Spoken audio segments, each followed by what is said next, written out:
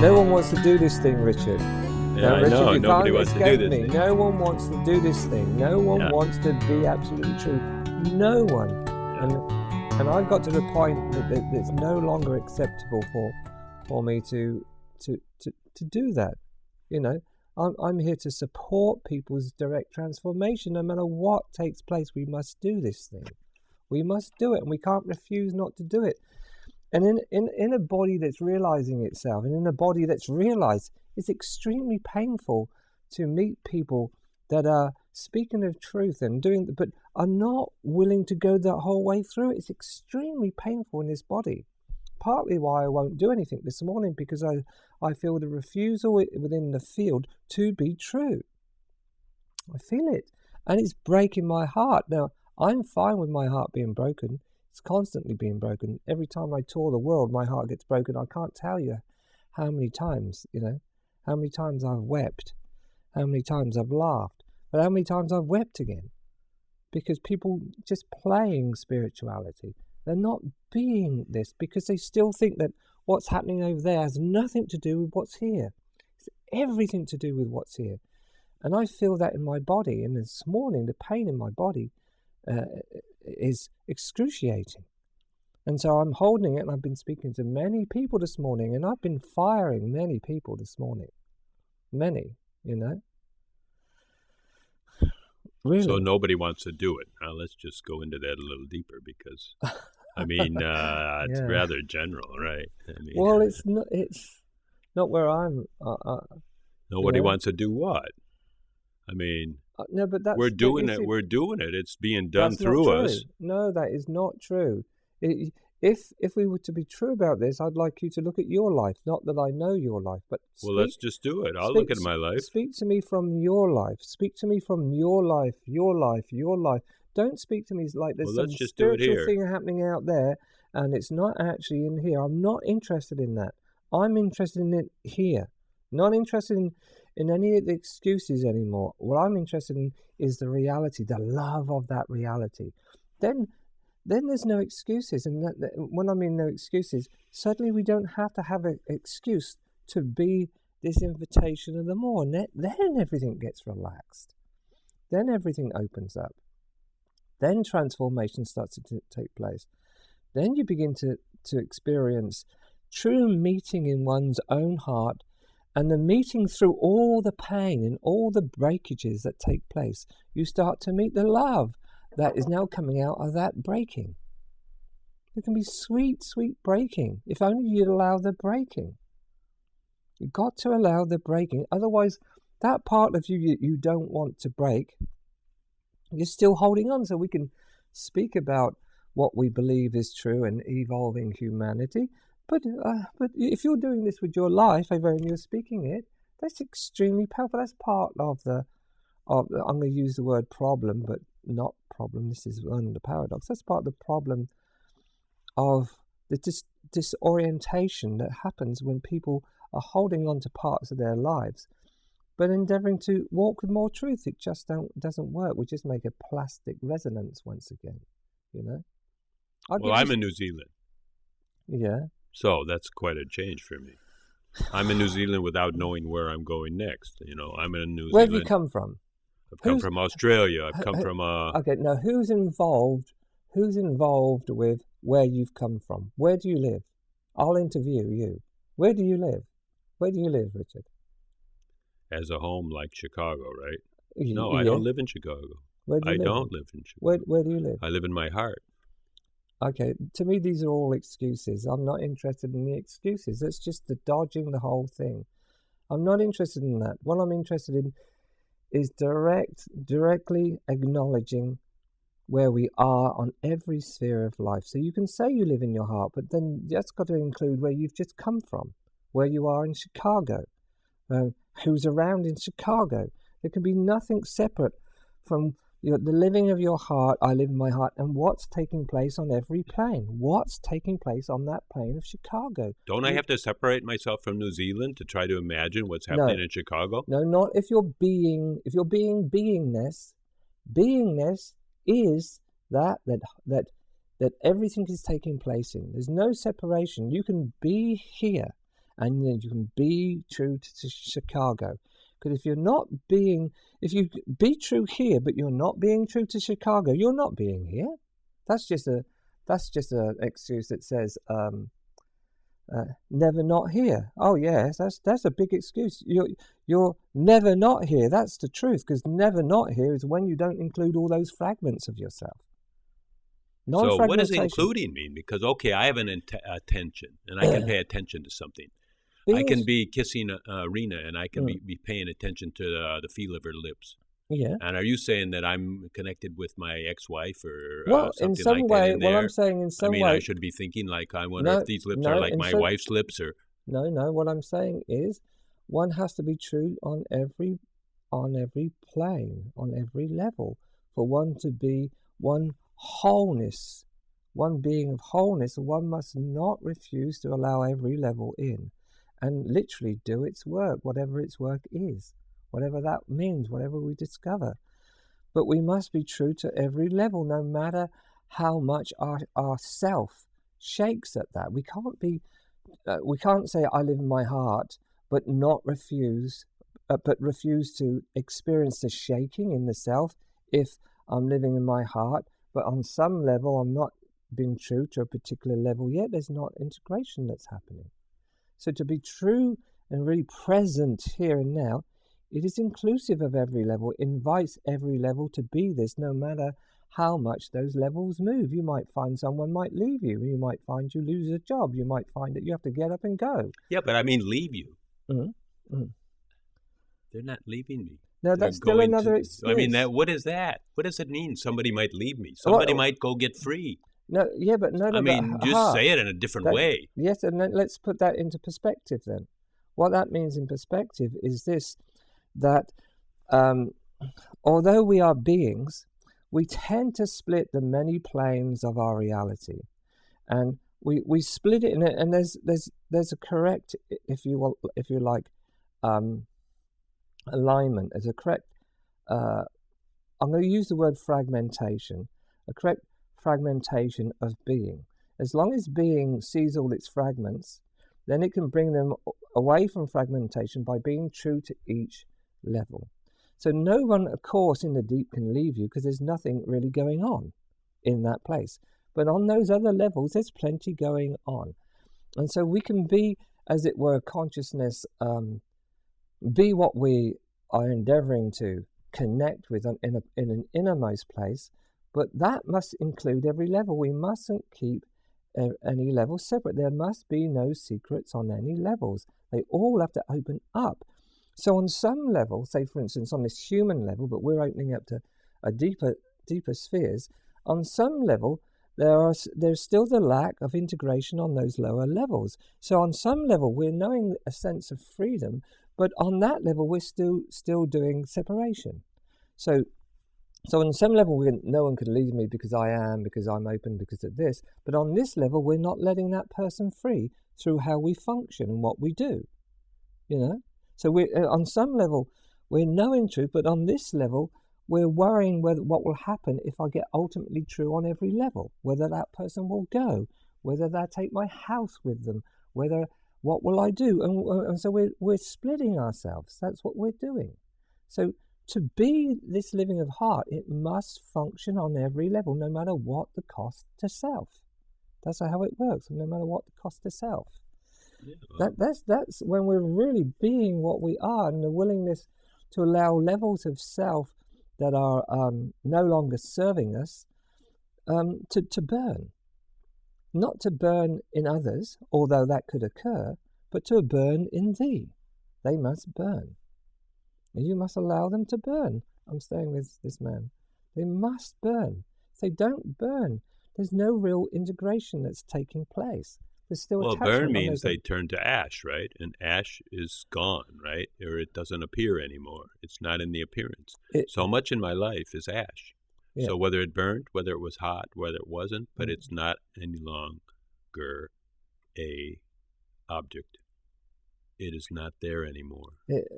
I only you know that. I don't know that.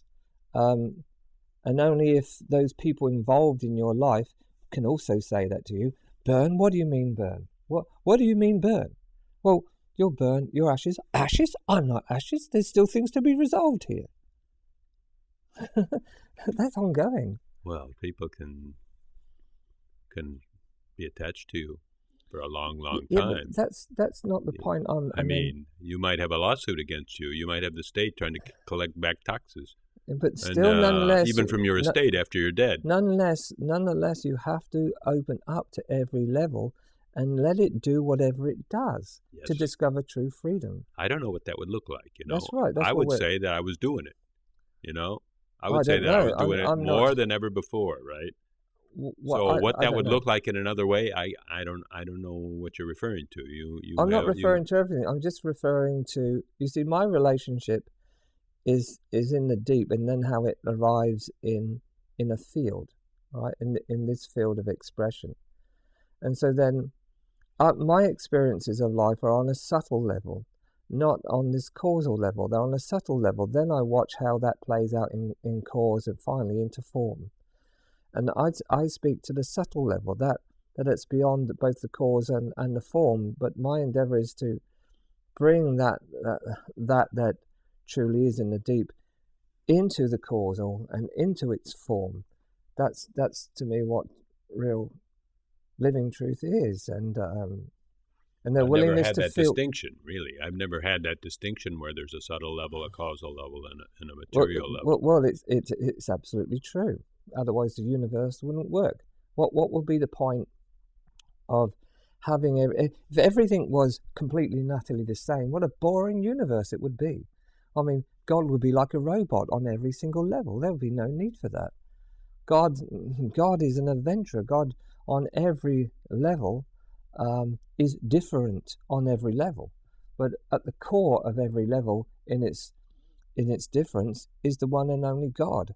But God is willing to experience every level at its level, and in God opening to every level at its play and at its level, God somehow gets to integrate that level as itself, and things happen, and that's evolution. That's what's taking place. So the more we're willing to do that, the more possibilities of a really fine co-creative life of heart beingness can take place. But when we're refusing that on some level, then we're just... I'm not getting it. I'm just not getting where the deficiency lies. I mean, I would open my life up and say, okay, well, here it is. Where's the deficiency? Help me spot it. I'm not saying there is to you. I'm just answering whatever this question was when we sat down here.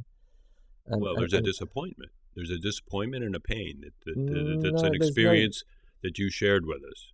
Yeah, there's right. The disappointment. There's no disappointment on the deepest level. What I'm actually saying is that for me to be involved in a field, I call everyone in that field to be involved in that field vulnerably and open, and discover what is at play in that field, and its source. So you call, but you invite, right? Because right.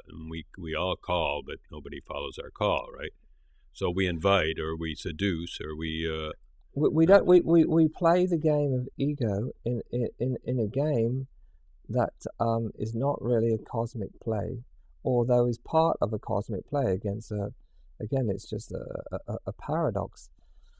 That to truly be involved and evolve one's forms as a being, then every level must be opened up and every level vulnerable to every level's play. So it's on the deepest or finest level, everything is one whole. There's a hologram of experience here. And when we get caught up in the hologram, the body-mind hologram, that this is who we are, when we get caught up in that and we have subtle experiences of what's beyond the hologram, in other words, that creates that hologram, then we can play this game of seeming freedom, free of the hologram, but we play it according to not refining ourself. We don't refine ourself, our self-patterning. What I'm speaking of is when we really enter into knowing truth. And when we belong to truth directly, then you could call that awakening to one's real self, then the hologram mustn't be interfered with as a separate sense. It has to be clearly seen that I must open to what I deeply know is true beyond the hologram, in the hologram, but that causes the hologram to shift, to move, in ways in which certain parts of ourself start to quake and move and react, and that's how transformation takes place. Right? Or not, or open and move into greater, beautiful new forms. But either way, we must be completely involved as beingness in this play, in what I'm now calling the hologram. To be fully involved in it is to be true to the core, to every aspect of the hologram. And that is wholeness. That's when we're being whole, being so true that we don't escape in the ground of being by saying, I'm open and I'm free of all this. The ground of being is free of this, but the ground of becoming is caught in separation until the ground of being, who we really are, is willing to step into the hologram as itself and do the work of being what it first is amongst so many moving patterns of egoity, or moving patterns, another word for that would be of the old story, to step into the hologram of life as one's real self, no matter how it feels in self. That's being one's real self amongst everything that's flushing, flowing, burning, recreating, moving, heaving. That's getting into that chaotic soup as one's real self, and that's where the real learning is. Consciousness itself learns and expands in that. That's what I'm speaking of. I can identify patterns in my life, so that's egoity. I mean, how am I as an aware being patterned? Mm-hmm. Only by my own thoughts about myself. So then I identify egoic flow, an egoic flow, and I play it out until I'm, as long as I'm blind to it. I'm just noticing it a little bit, but somehow I'm blind to the mechanism of it. I have to play it out again and again, right? In order to say, even play it out louder, right? So that maybe I can see it. If you need to play it out louder, then you'll need to play it out louder. Or I can try that. Maybe I'll play it out subtler and softer too, and try that. The funny thing about this, the only one that can play this out is the only one that's already free. And so I should just snap to that. In other words, you're saying that's a aha moment. It is a aha moment, and it's the willingness to respond completely and utterly with all of my heart to that I know is true amongst so much patterning. So that patterning gets ears, and suddenly it listens. I know you. You're my creator. I'll come home to you. Then you've got to let it come home to you. And what does that look like? That could look ugly. That could look terrible. That could be frightening. That's like depicted in the Hindu mythology as all those demons coming towards you. It's the decaying universe of your own expression. Why are you decaying me? What are you doing? What have I done to you?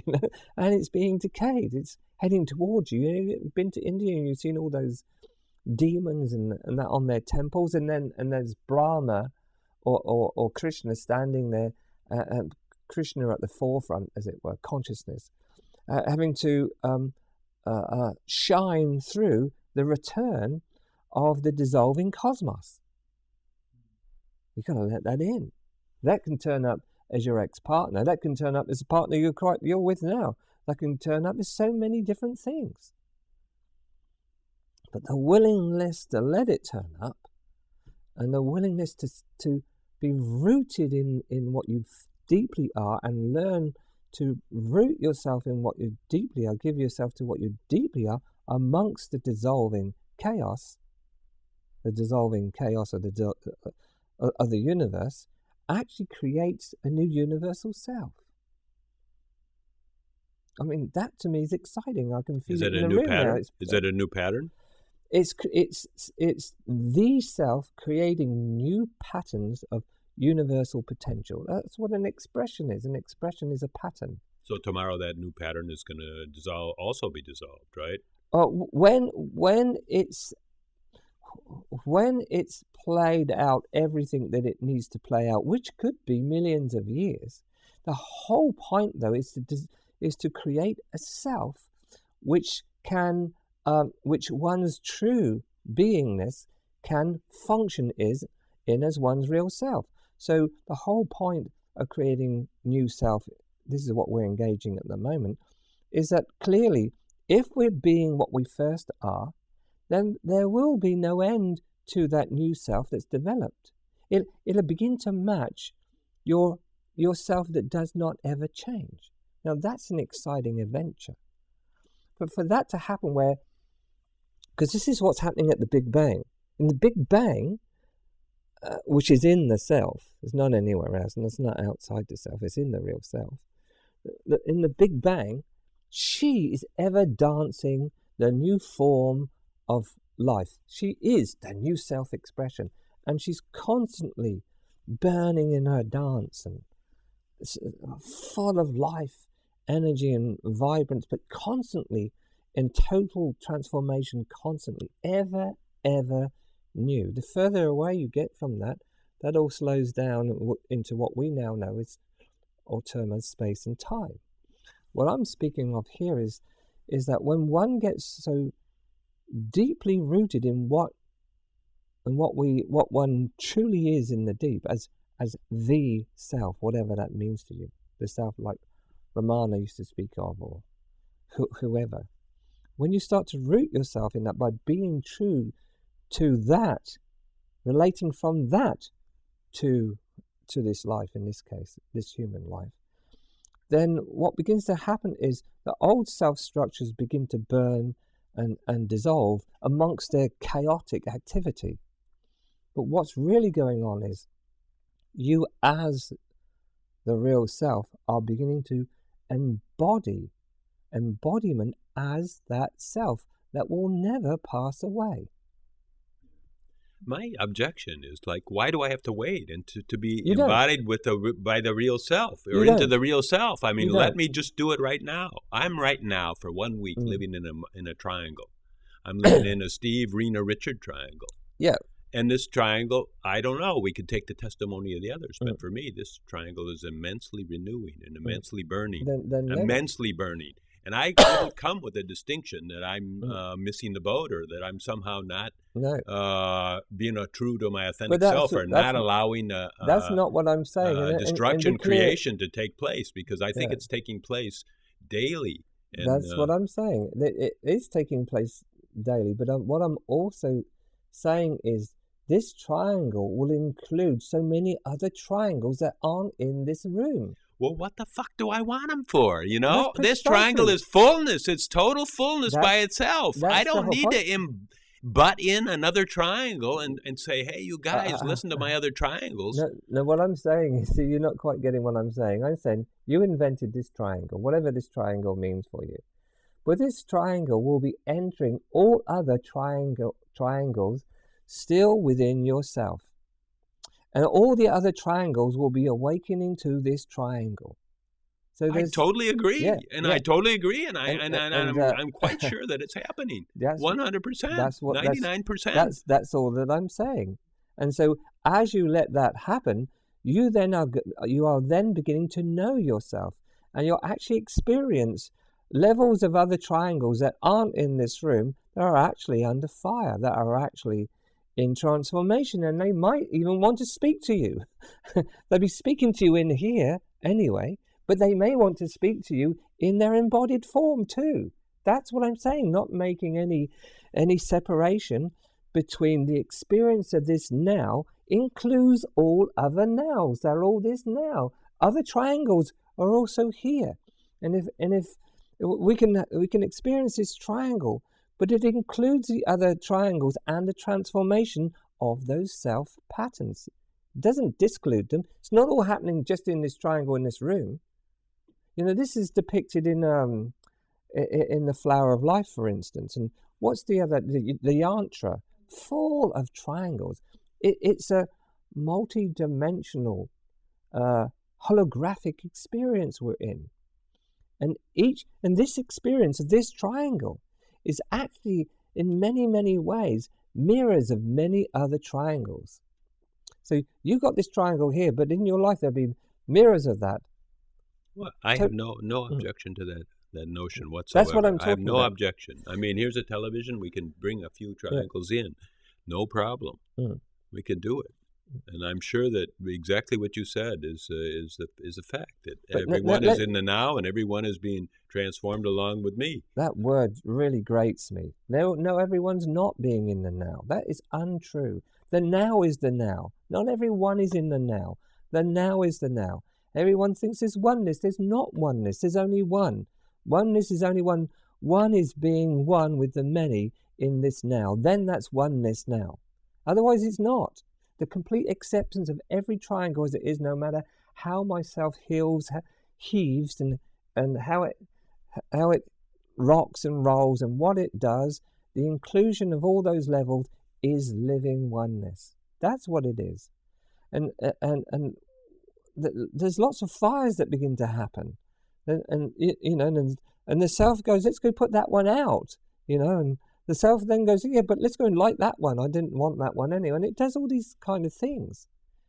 To be rooted in what you first are is to allow all those fires to burn and allow the total feeling of what's taking place with no distortion. In other words, you're not going over there to help it in any way whatsoever, or it's not going to come over here to help you. And what's going to happen is you're going to stay in this one primordial triangle, and you're going to love and open with great innermost and outermost sensitivity everything that's going on.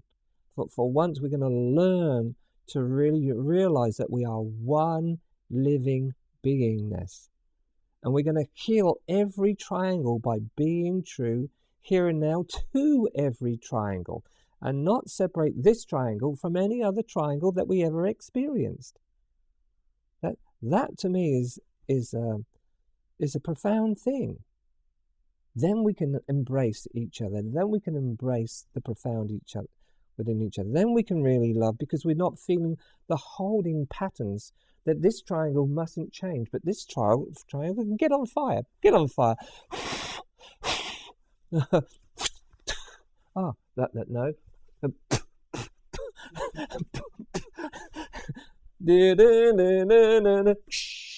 Oh, sorry, run out of order. Excuse me. Do you see what I mean? So we're all going to sign on to that. We all think that's right. We think that we're gonna loosen up all our triangles, right? And tomorrow we're going to be disappointed, right? Because we're going to compare notes and we're going to say, oh well. I mean, I just stayed here because it was more fun here, I went to the market. I cooked a turnip, and that was my triangles work for today. So then, I mean, what does it mean to sign on to that? What does it mean to express a greater willingness, express a greater willingness, or claim that we're not signing on to anything? The truth is, we are all this already. The whole cosmic play is what we are already. The terribleness of it, the ugliness of it, the painfulness of it, the sorrow of it, the suffering of it, the beauty of it, the wonder of it, the incredibleness of it, the joy of it, the frustration of it, we're the whole thing. But to let that open completely, you enter a supreme wholeness. Why shouldn't everyone have their own capacity to let that open? Why shouldn't we be tender and say, okay, I want to just put my toe in. No, I'm going to plunge in. No, I'm in the Polar Bears Club. I'm going to go. That's what I'm saying. You do whatever you do. You do whatever you do. Some will plunge. Some won't go in there for however long. It doesn't really matter. Some Some will get up to their waist, Some will just a toe on a Monday, Lots of things happen, but behind the whole thing, and yet running through the whole thing, is one calling only, which remains in every being. Come home. It's a pull and a call. It's a pull in and a call out. And through that, it's rather like that, like the infinity, like the sand. What's happening here is where it's really at. This is the experiential ground of what's in this empty ground. That's what's going on. Something's growing amongst all that. So I'm not giving it any formula. I'm not speaking about any right and wrong. I'm simply calling. That's all. No more and no less. But I will action what that calling is for this one. That's what I'm speaking of. And somehow life is doing that. Like, for instance, there could be a huge quake right here, and everything come tumbling down, and what one has been avoiding in that whole play comes right to the foreground, and you let it in, and you're so merciful that it could ever have happened like that. And that's really what it is. Imagine a quake is constantly happening in your life. Well, there would be great freedom in that. That's all I'm saying.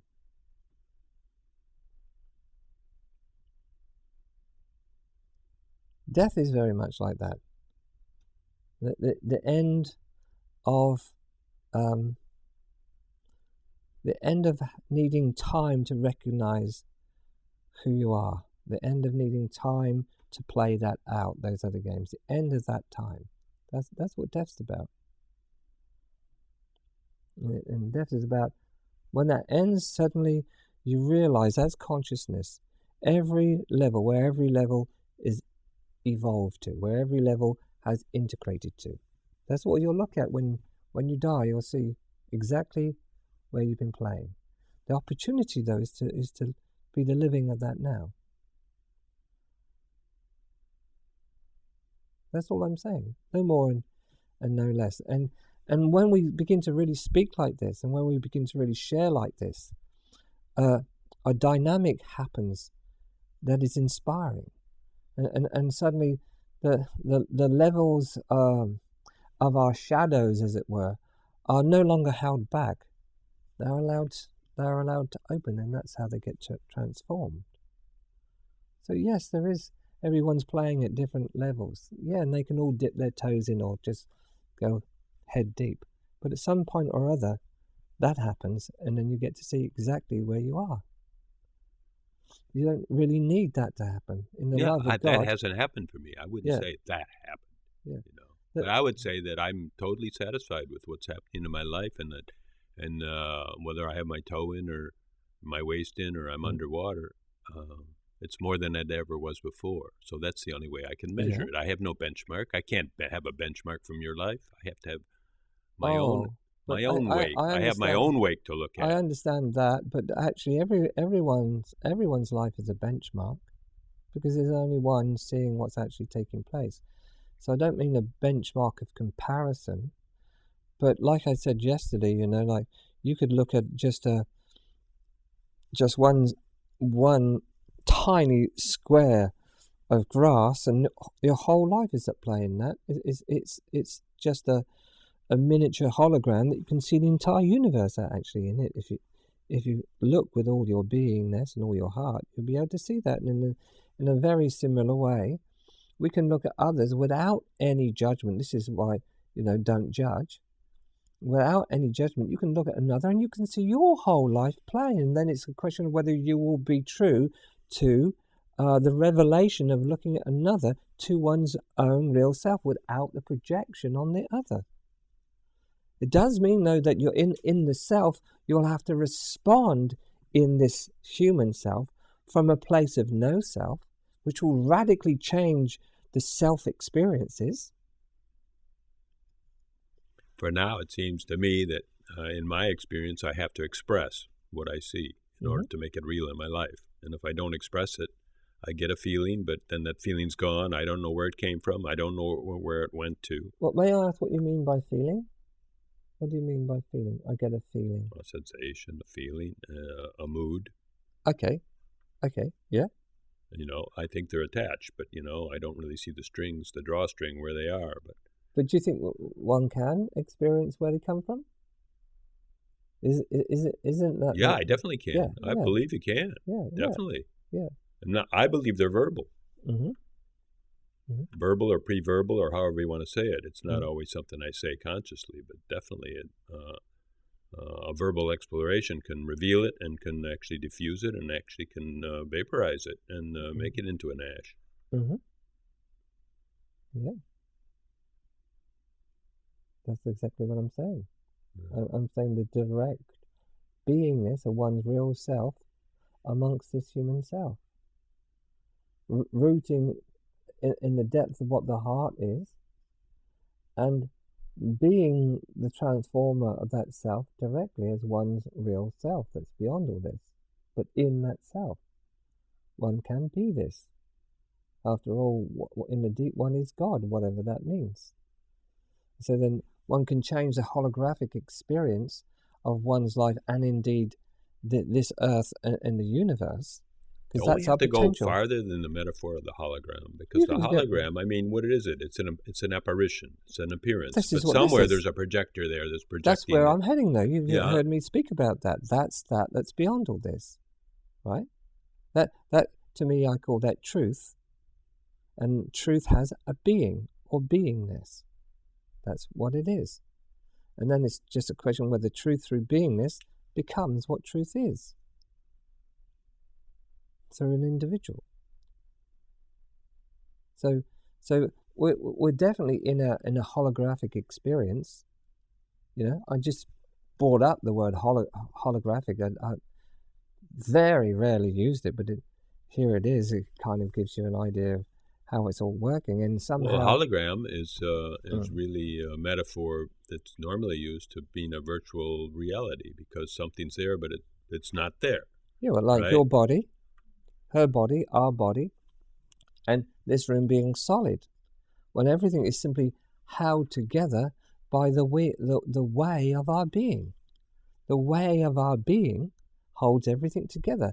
So if we're being our true being, then we begin to marvel at the universe of form and seeming other, because it's a way of true being. We're in the experience of the power of love that is holding the forms in their particular shape right now.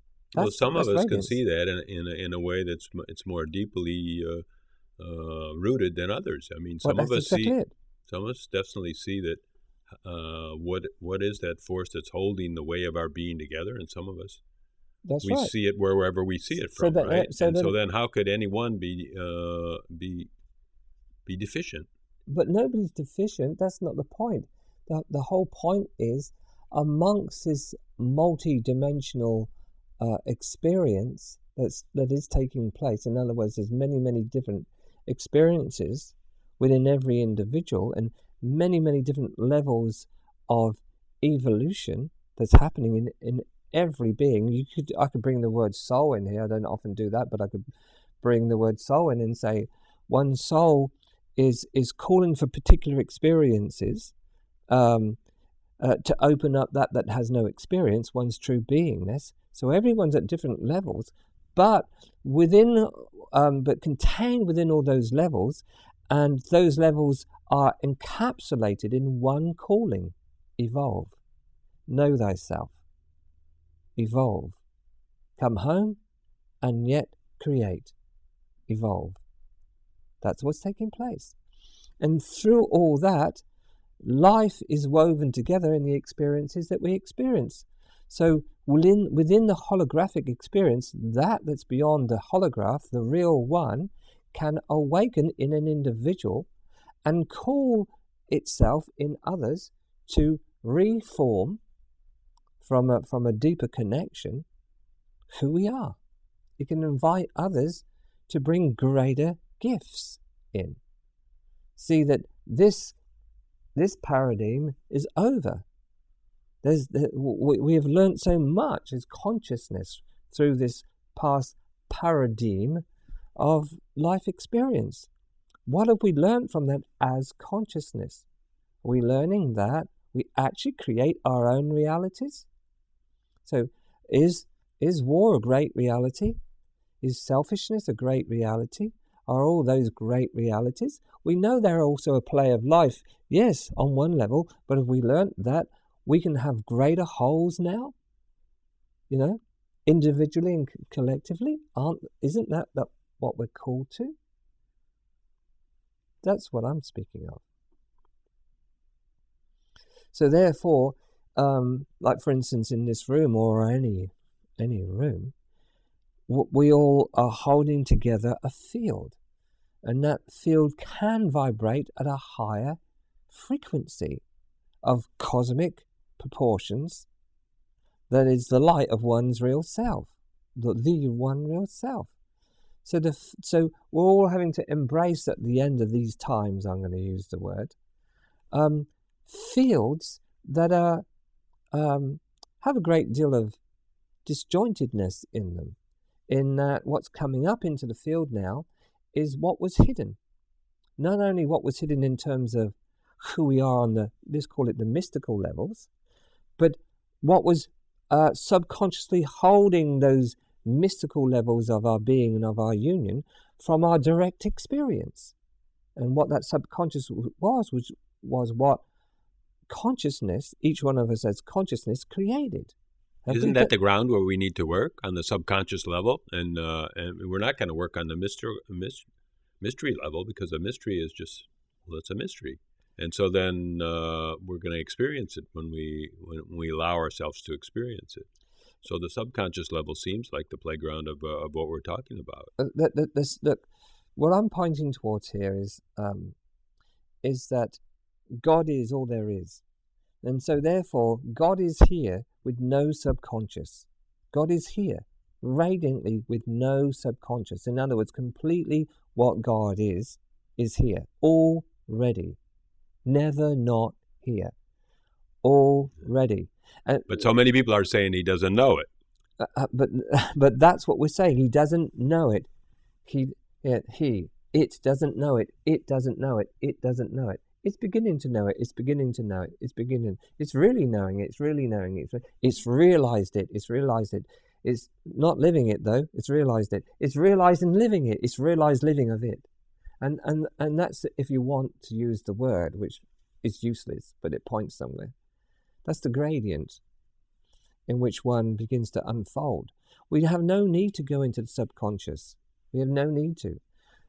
The more we align with what truth is, which is not subconscious, but the unconscious, and make it conscious, which is the mystery. You could call it the mystery. What's the difference between unconscious and subconscious? Well, for instance, if one had deep realization, this comes from my own direct experience as awareness consciousness, not as a Bernie Pryor, right? But it's speaking through this vehicle called Bernie Pryor. If one has direct, profound awakening, one awakens to nothing. I mean, nothing. No thing whatsoever. And what my experience of that is having no memory, no capacity to self-reflect off of that in it itself. Just sublime, rich emptiness. Sublime emptiness.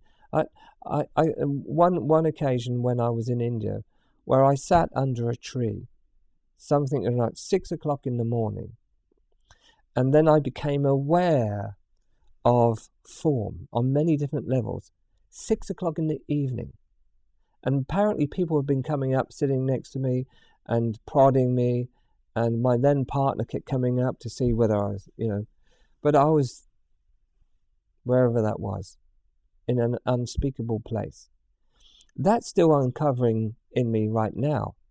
I'm now beginning to see that what, as it were, came from that place into consciousness in self, because I had many experiences I can speak of like that. For instance, consciously experiencing consciousness directly as itself, fully coherent, fully cognitive, indirect self-experience, the real self-experience, whatever that means, But in this place prior to that, there was no recognition.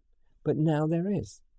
Now I am making unconsciousness consciousness, which is what the self is doing. The self is making unconsciousness conscious. That's why in India, for instance, it says neither this nor that. That's why it's neither this nor that. In other words, on one place, consciousness the self can move into nothing whatsoever. And then I call that pure awareness, or the absolute. And then it can move into the whole entire consciousness of the universe as itself. What I see is happening in life is that the more we're conscious here and now, then our consciousness expands to be able to go into the absolute, the unconscious, consciously, and that's where the great mystery lies. For God to know itself both in the absolute consciousness, but in the absolute awareness. The development of consciousness is essential for God to know itself in the unconscious. And therefore, the self expands, the universe expands. That's a great testimony, that the self is able to enter the unconscious. Yes. So, in me it hasn't happened, or I'm not aware of it happening. So then...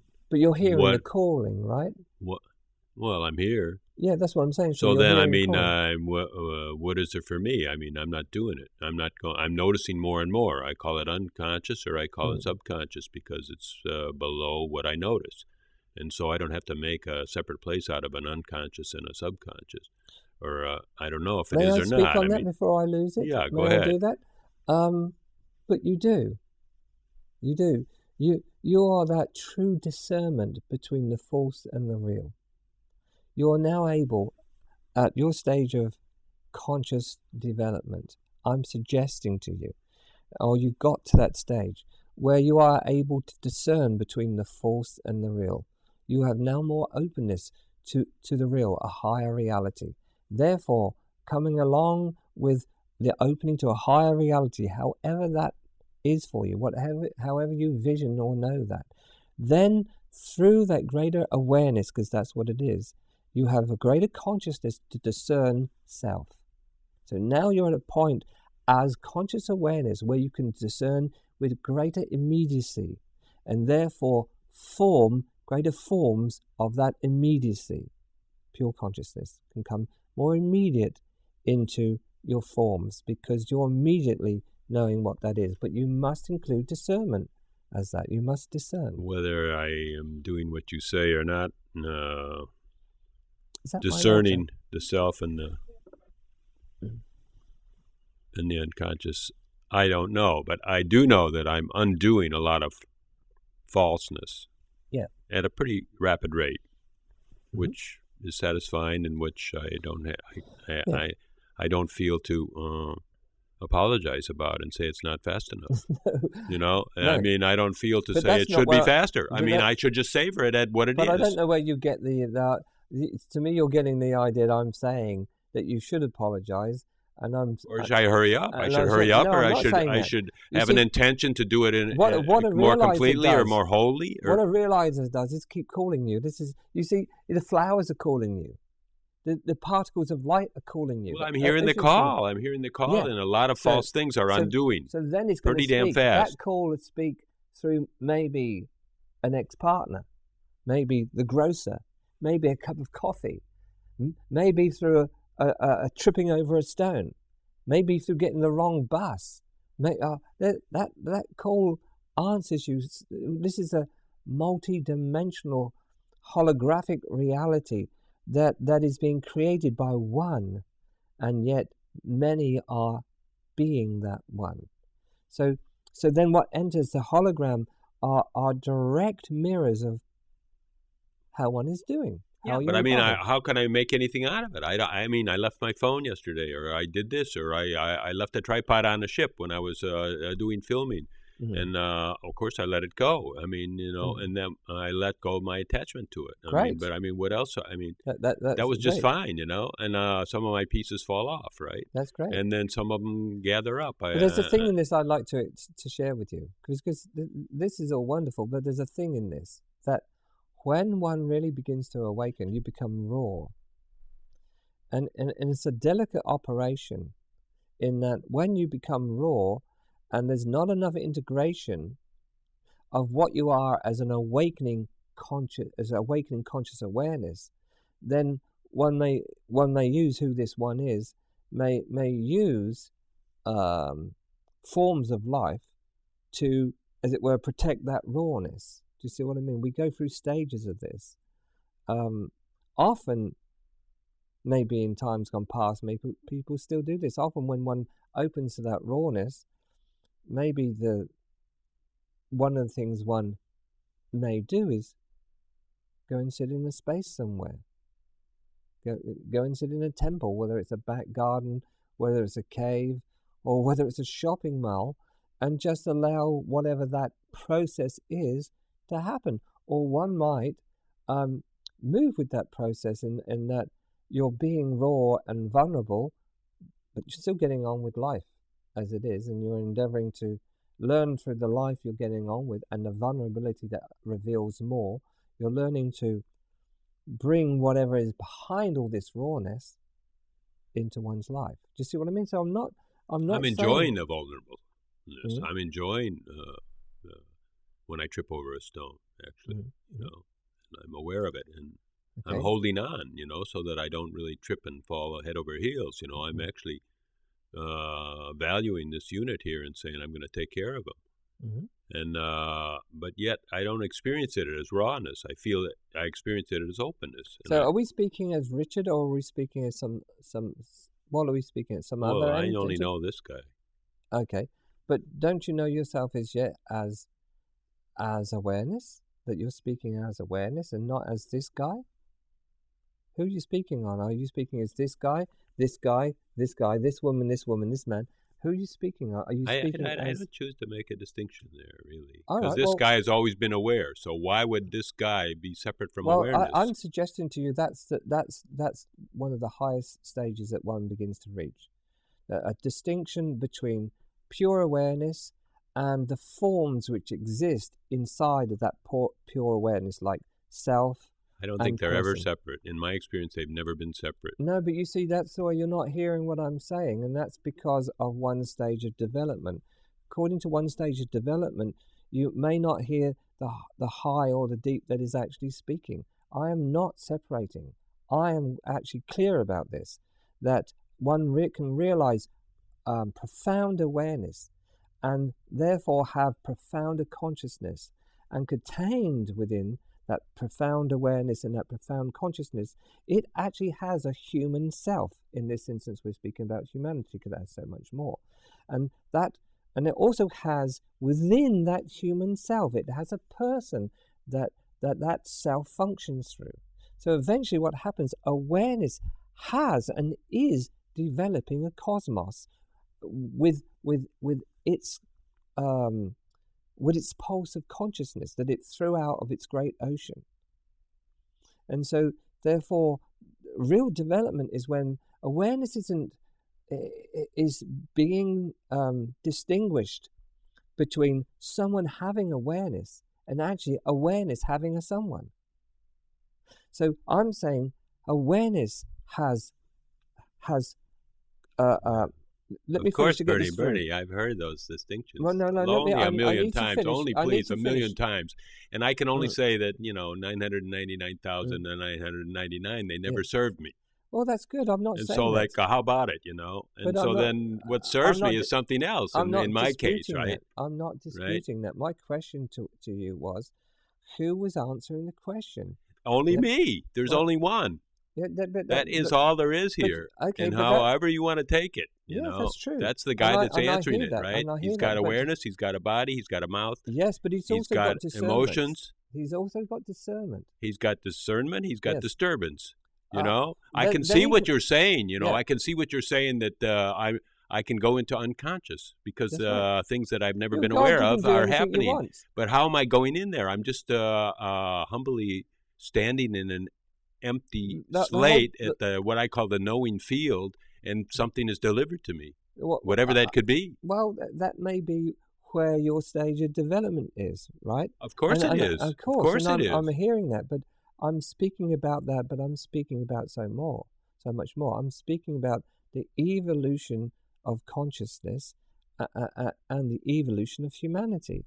That on a deeper level, through discernment and through truly knowing who we are, so I've added we into this, truly knowing who we are, we can literally function from a place that has no history, and it then can function in a place that it thinks has history, and therefore change the history books.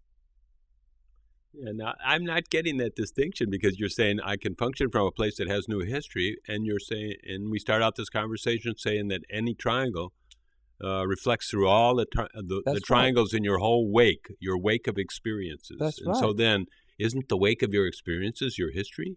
And we're discovering that there is no history? What we're discovering here is the ground of being and the ground of becoming. What we're discovering here is that there is no end to the ground of being. You can discover the ground of being, but it will just keep getting deeper. Somehow or other, conscious awareness begins to know the more in the ground of being. And that more doesn't have a history. It is what God is. You could call it unknowable, but it's not impossible for what that ground is to constantly come in. It's like a river that has an endless ocean, so not the same water ever flows through. It's an entirely different water that flows through. But if that water is flowing through and you turn it round in a circle and you remain with that circle there, then you're using the same consciousness, so the consciousness doesn't evolve. So all I'm making clear here on some level or other is that, yes, God is doing this, or whatever that God is to you is doing this.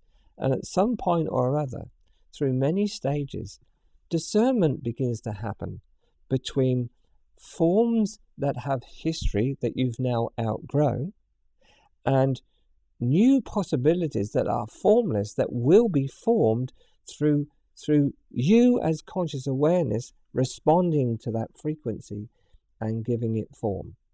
And that's the endless river of life that one really is.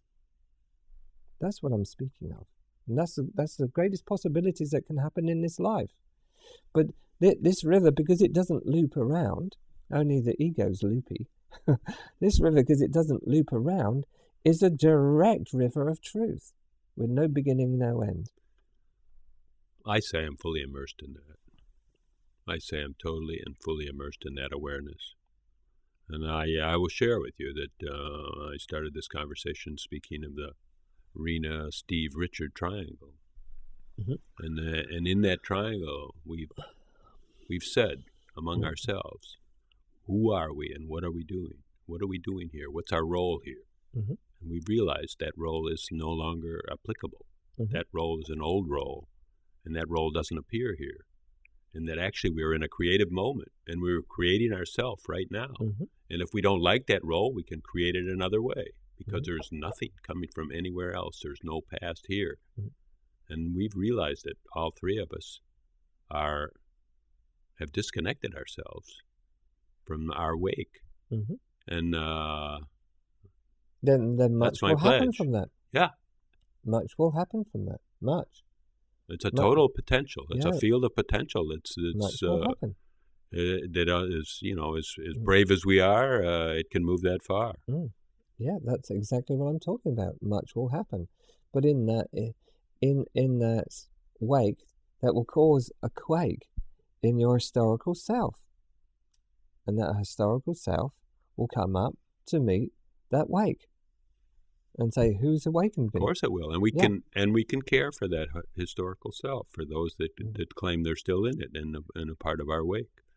We can care for it. That's what's exactly taking on. So see, what I'm hearing from you, you are in discernment.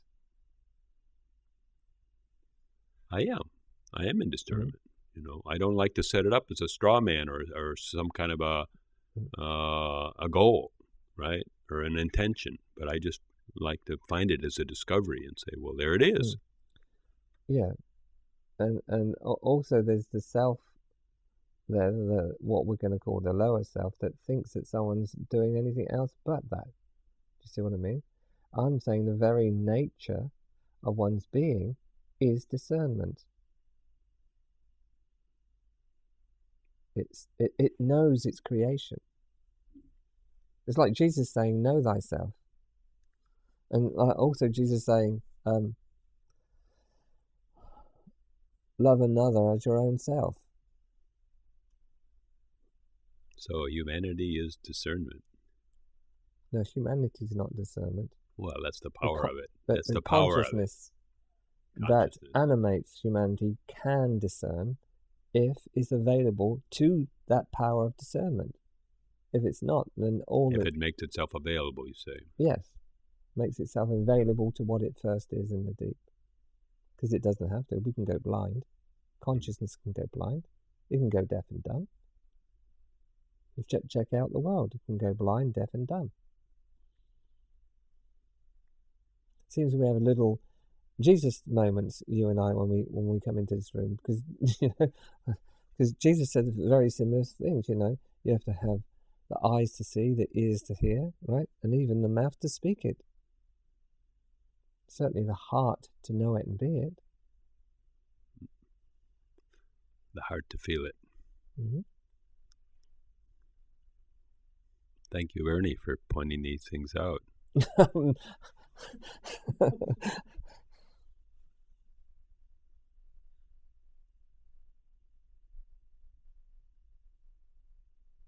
not finished, though. My parting words are this. We're in an awesome time and also a precarious time. Because we're all learning to experience the field exactly as it is. And not interfere with that field, it's good, bad, right or wrong. But that will make us incredibly vulnerable to others according to the field that they're moving in. See what I'm saying? So when we used to think, if we ever did, when we used to think that's a body over there and I'm this body and that's a body over there, we would never really experience directly another's pain, another's sorrow. Not even another's love. We wouldn't experience that because we numbed ourselves that we're actually one. So this is what I'm saying, is when we begin to really awaken, then you begin to awaken to the entire pain or distraction or distortion of that field. And it's really God awakening to what it is in the core of everyone. I totally see that as really the most urgent and most fundamental need. That's what it is. This is like, and that somehow we have to know that when we feel pain and when we feel another, we don't have to do anything with it. We don't have to make anything out of it. We just experience it, feel it, and then whatever's appropriate. We could do more than that. Whatever's appropriate. Oh, we'll be there. We'll be there. Not necessarily. It depends how blind you are. It depends how blind the heart is. If you're feeling it, if you're blind, you're not feeling it. No. If you're feeling it, already you've laid down your shields. No, if you're feeling it, that doesn't mean you've laid down your shields, because then there's interpretations. Why am I feeling that? What's going on? That's the way you stop feeling it. When you say, "Oh, it's their fault." No, but they drink a lot of whiskey over there. People still feel it, and push that feeling out on some other place. What I'm speaking of, since we're still in this conversation, if I can just find what we were heading towards here. Well, we're just talking about numbness, We're talking about the numbness of not feeling the other. To me, it's meeting. To me, it's a meeting of being, a meeting in the heart of being, no matter what is happening with self or other. to truly endeavor to meet in the core of each other as what we are prior to the experience of our humanness, to really meet. I mean, that place enables us to allow everything to open, to allow everything to be met, to allow new possibilities to take place, whilst the old forms of our personalized experience begins to dissolve. It's that meeting that's essential. And often that meeting is pretty painful, because you can meet someone in the heart, but that could, as it were, release a lot of patterns suddenly burn out. And to me, we're first they flare up, right? Yeah. And then you have a choice to kind of just act them out, or see them. Yes, whatever.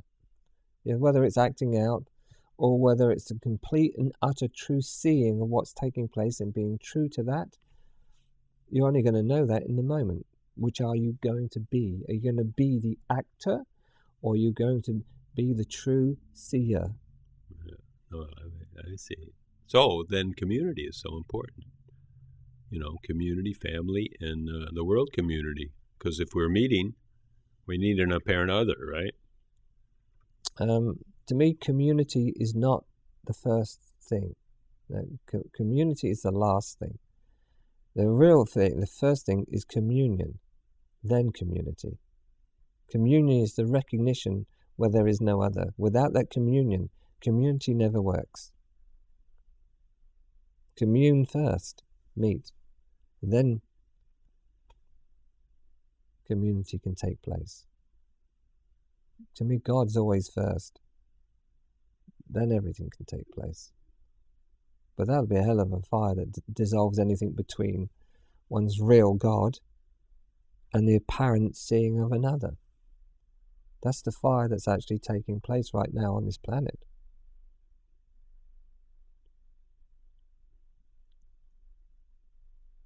I'm done now. Are you done?